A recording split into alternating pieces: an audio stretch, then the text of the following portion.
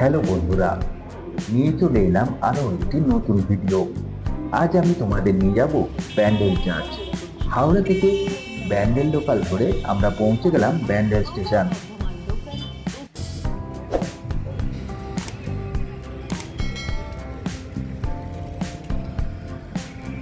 তারপর ব্যান্ডেল স্টেশনে নেমে টোটো করে পৌঁছে গেলাম ব্যান্ডেল চার্চে। ব্যান্ডেল চার্চের ইতিহাস সম্পর্কে তোমাদের ছোট্ট করে বলি। 1537 খ্রিস্টাব্দে সপ্তগ্রামে বসতি স্থাপনের প্রায় সঙ্গে সঙ্গে মিশরীয়গণ আসেন। হুগলি শহরের পত্তনের কিছুদিন পর কিছু উৎসাহী মিশরীয় ধর্ম প্রচারে ব্রতী হন। হুগলি শহরের উত্তরে ব্যান্ডেল নামক গ্রামে তারা নিজেদের প্রধান ধর্মকেন্দ্র স্থাপন করেন। তাদের পরিশ্রম ধীরে ধীরে সফলতার পথে অগ্রসর হয়। এদেশীয় ব্যক্তিরা ধীরে ধীরে খ্রিস্ট ধর্মে দীক্ষিত হন। এইভাবে ক্রমশ খ্রিস্ট ধর্মের প্রভাব বাড়তে থাকে। এই পরিবেশে 1599 খ্রিস্টাব্দের এক শুভ মুহূর্তে নির্মিত হলো ঐতিহাসিক ব্যান্ডেল গির্জা। মহাকালের ঝড় ঝঞ্ঝা উপেক্ষা করে ভাগীরথীর বক্ষে অতীতের সাক্ষী হয়ে আজও সে মাথা তুলে দাঁড়িয়ে আছে।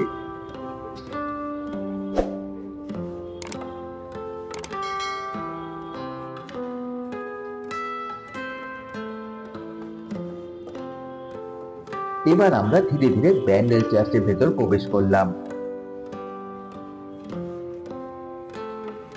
সারা বছর সকাল 8টা থেকে বিকেল 4টে অবধি সর্বসাধারণের জন্য চার্চ খোলা থাকে। শুধুমাত্র 25শে ডিসেম্বর এবং 1 জানুয়ারি চার্চের ভেতর প্রবেশ নিষিদ্ধ থাকে।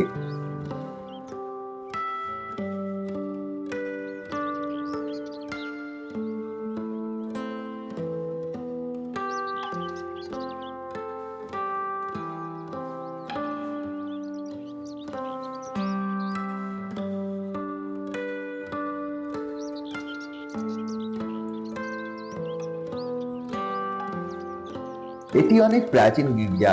1988 সালে মহামান্য পোপ দ্বিতীয় জন পল ব্যান্ডেল গির্জাকে ব্যাসিলিকা সম্মানে সম্মানিত করেন।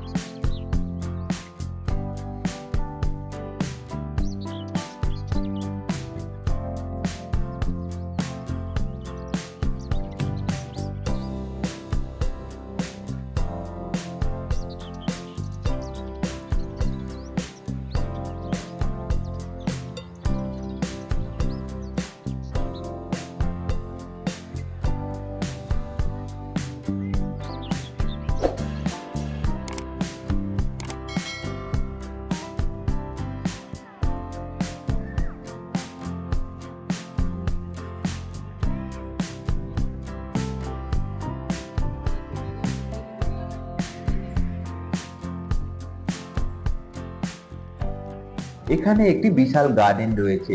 এই গার্ডেনে ঘুরতে ঘুরতে তোমাদের এক অবিশ্বাস্য ঘটনা বলি শোনো। ভাস্কো দা গামা ভারতে আসার প্রায় 200 বছর পর পর্তুগিজরা বাংলায় প্রবেশ করতে শুরু করে।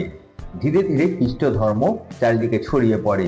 1632 খ্রিস্টাব্দে মোগল সম্রাট শাহজাহান পর্তুগিজদের আক্রমণ করে, তাদের বহু গির্জা ও কেল্লা ধ্বংস করে এবং স্থানীয় খ্রিস্টানদের হত্যা করে। সে সময় ব্যান্ডেল চার্চের ফাদার জুনান ডি ক্রুজকে বন্দি করে আগ্রা নিয়ে যায়। সেখানে একটি মত্ত হাতির সামনে ফেলে দেওয়া হয়, কিন্তু হাতিটি তাকে শুঁড়ে তুলে পিঠে বসিয়ে দেয়। এই দেখে শাহজাহান অবাক হয়ে যায়। তারপর তিনি সমস্ত বন্দীদের মুক্তি দেন।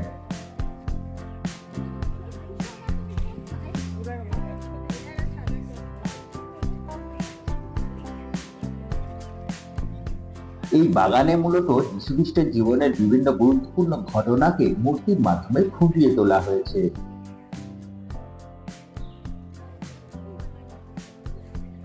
এখানে মা মেরি ও শিশু যিশুর একটি সুন্দর প্রতিকৃতি দেখা যায়।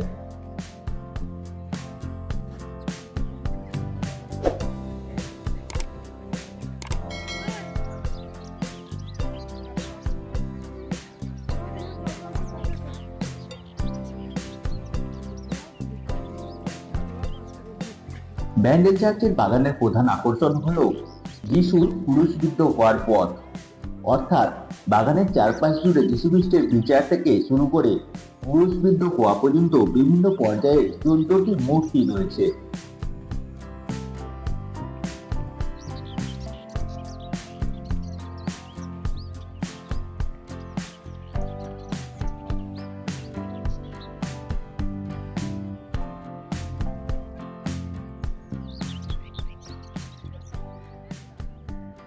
এবার এই বাগান ঘুরতে ঘুরতে আমরা শেষের দিকে চলে এসেছি।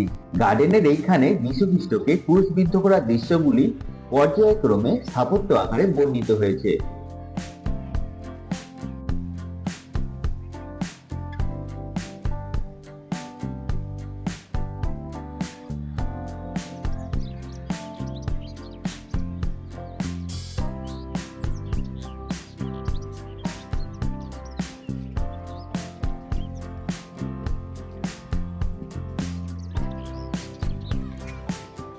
বাগানের পাশে কাঁচ দিয়ে ঘেরা একটি জাহাজের মাস্তুল রাখা আছে, যা চার্চের ইতিহাসের এক অবিচ্ছেদ্য অংশ। এই যে জাহাজের মাস্তুলটি এখানে সংরক্ষিত করে রাখা আছে, এর পেছনে একটি সুন্দর ইতিহাস আছে।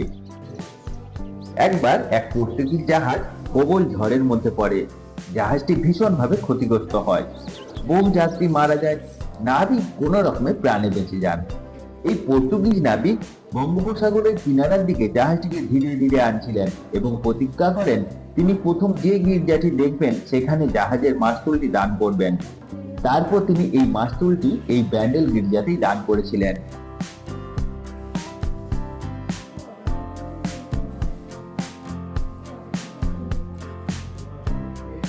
এই চার্চটি ঐতিহাসিক ও স্থাপত্য শিল্পের এক অনন্য নিদর্শন। চার্চের অভ্যন্তরে রয়েছে একটি বিশাল ঘণ্টা। এবার আমরা চার্চের ভেতরে প্রবেশ করলাম। ব্যান্ডেল চার্চের ভেতরে ঢোকার সময় যে হল বা বারান্দার মতো অংশটি পড়ে, সেখানে যীশুখ্রিস্টের জীবনের করুণ কাহিনী এবং বাইবেলের বিভিন্ন দৃশ্য অত্যন্ত সুন্দরভাবে চিত্রের মাধ্যমে ফুটিয়ে তোলা হয়েছে। হলের দেওয়ালে এবং ছাদে যিশুর জন্ম, অলৌকিক কাজ এবং ক্রুশবিদ্ধ হওয়ার দৃশ্যগুলি রঙিন তৈলচিত্র আকারে রয়েছে। এই চিত্রগুলিতে ইউরোপীয় এবং কিছুটা পর্তুগিজ শিল্পের প্রভাব স্পষ্ট, যা চার্চের প্রাচীন ইতিহাসের সাক্ষ্য দেয়। প্রতিটি চিত্রের নিচে লাতিন বা ইংরেজি হরফে ছোট বিবরণ দেওয়া থাকে, যা সেই চিত্রটি সম্পর্কে প্রেক্ষাপট বুঝতে সাহায্য করে।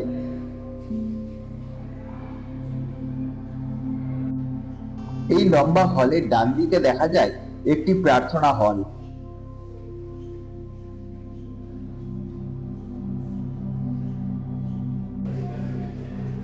খ্রিস্টপূর্বাব্দে বেথলেহেমের জেরুজালেম শহরে পিতা জোসেফ আর মা মেরির গর্ভে জন্মগ্রহণ করেন যিশু। মা মেরি একদিন স্বপ্নে দেখেন এক আলোকময় পুরুষ, যিনি নিজেকে দেবদূত গ্যাব্রিয়েল বলে পরিচয় দেন। বলেন, তোমার গর্ভে এক দেব শিশু জন্ম নেবে, তার নাম রেখো যিশু। তিনি হবেন গরিব দুঃখী মানুষের পরম পরিত্রাতা।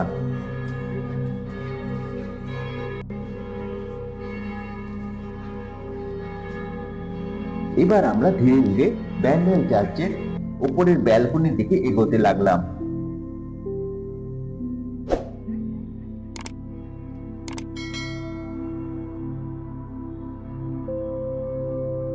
ব্যান্ডেল গির্জার উচ্চ ব্যালকনিতে রয়েছে শুভযাত্রার মাতা মারিয়ার অলৌকিক মূর্তি। একসময় ফাদার জোয়াও দা ক্রুজ ও দিয়াগো নামে এক পর্তুগিজ মারিয়া ভক্ত বণিক পর্তুগিজ মিলিটারিদের ব্যারাকে একটি ছোট গির্জায় অবস্থিত এই মূর্তিটির কাছে প্রায় প্রার্থনা করতেন। 1632 খ্রিস্টাব্দে যখন মুঘল সৈন্যরা ব্যান্ডেল আক্রমণ করে, দিয়াগো নামে এই পর্তুগিজ বণিক এই পবিত্র মূর্তিটিকে রক্ষা করতে বুকে জড়িয়ে গঙ্গায় ঝাঁপ দেন। এরপর নদীতে তিনি তীরবিদ্ধ অবস্থায় মূর্তিটিকে বুকে নিয়ে জলে ডুবে যান। কথিত আছে সম্রাট শাহজাহানের ফারমানজারির পর 1633 খ্রিস্টাব্দে যখন পর্তুগিজরা আগ্রা থেকে মুক্ত হয়ে এখানে আবার ফিরে আসে, একদিন ঝড় বৃষ্টিরত ভোরবেলায় গির্জার পাশে গঙ্গা তীরে আজ অবস্থিত এই ক্রুশটির কাছে জাতি ধর্ম নির্বিশেষে মানুষের চিৎকার শোনা যায়, গুরুমা আবার ফিরে এসেছেন। অলৌকিক মূর্তিটিকে ব্যান্ডেল গির্জায় স্থানান্তরিত করা হয়।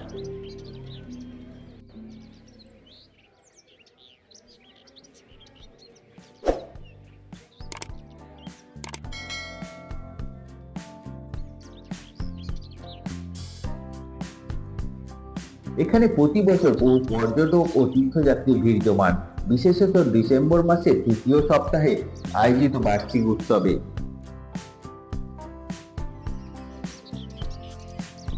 ব্যান্ডেল চার্চ তার ঐতিহ্য, স্থাপত্য এবং আধ্যাত্মিক পরিবেশের জন্য ভক্ত ও পর্যটকদের কাছে এক বিশেষ আকর্ষণের কেন্দ্র। তোমরা যদি ইতিহাস এবং ধর্মীয় স্থাপত্য ভালোবাসো, তবে এই চার্চ অবশ্যই ঘুরে এসো। বন্ধুরা, আমাদের ভিডিওটি যদি তোমাদের ভালো লাগে, অবশ্যই লাইক, সাবস্ক্রাইব ও শেয়ার করে আমাদের পাশে থাকো। আর তোমরা খুব খুব খুব ভালো থাকো।